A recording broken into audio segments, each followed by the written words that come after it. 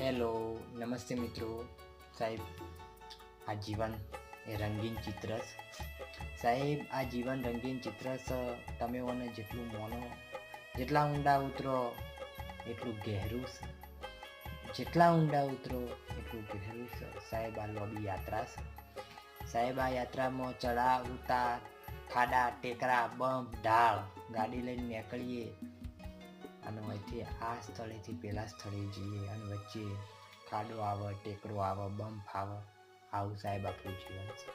એટલે સાહેબ, આ જીવનમાં હરેક પળ, હરેક ખુશી ટાઈમે આનંદ ઉલ્લાસ પણ સાહેબ જીવનમાં જરૂરી છે.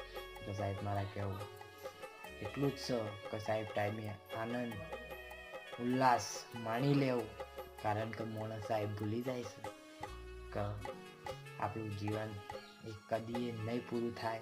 આવું માણસના મનમાં